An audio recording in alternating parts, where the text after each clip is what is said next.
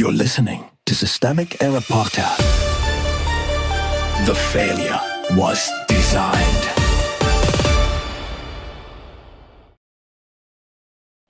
Haberman reveals basic tenets of Trump's psychology that led to cascading quagmire, based on an article by Alex Henderson. A war built for loyalty, not competence. Source, briefly. The report in here is simple enough. Trump launched a war against Iran promising speed and control, and nearly 5 months later it is still grinding on. Maggie Haberman says the administration's internal process was marked by contempt for expertise, paranoia about leaks, and decision-making concentrated in a very small circle, with major officials like Treasury Secretary Scott Bessent and Energy Secretary Wright not even present for key meetings. Power sat where it always does. The real story is not Trump's mentality. It is the structure of power he built around himself. Trump governs through a narrowed inner circle, and that is not a personality quirk. It is an institutional method.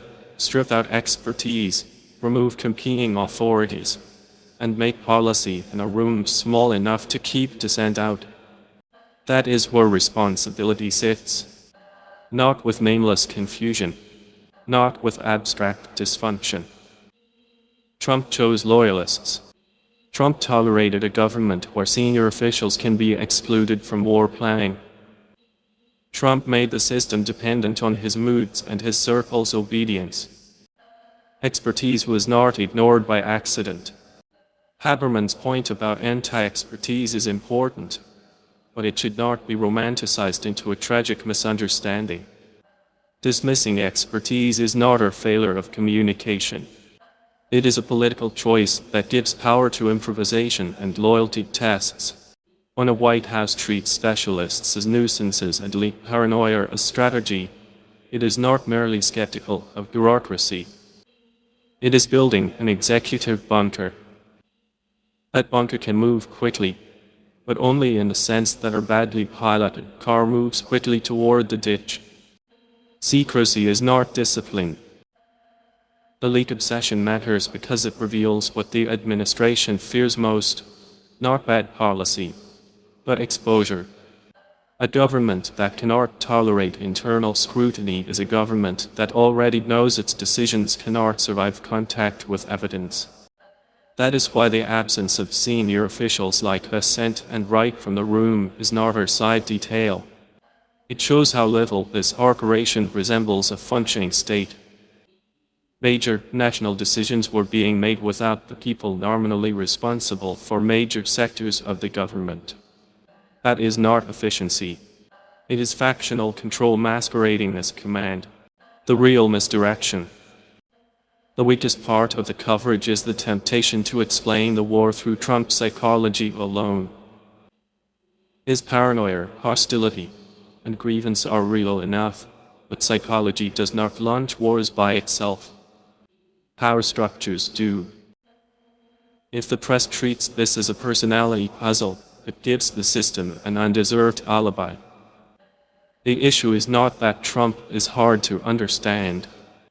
The issue is that he has built an imperial presidency in which a tiny loyalist layer can steer policy, sideline institutions, and keep even senior officials in the dark. That is the machine. The confusion is the point. What this pattern means. This is what authoritarian governance looks like in practice: centralized authority, selective access, excessive secrecy, contempt for expertise, and policy made by people whose first loyalty is to the leader, not the state.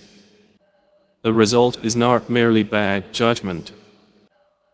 It is a state that becomes less legible, less accountable, and more dangerous the longer it operates. The deeper pattern is not just Trump's war on Iran. It is the conversion of government into a closed political instrument, where decisions with mass consequences are made by a handful of people and defended after the fact with excuses about temperament. That is how executive power corrodes into rule by loyalists, and how a republic starts to look like a private command structure. You've been listening to Systemic Error. Thanks to alternate for today's article. With the automated voice of Rizal, thanks for listening.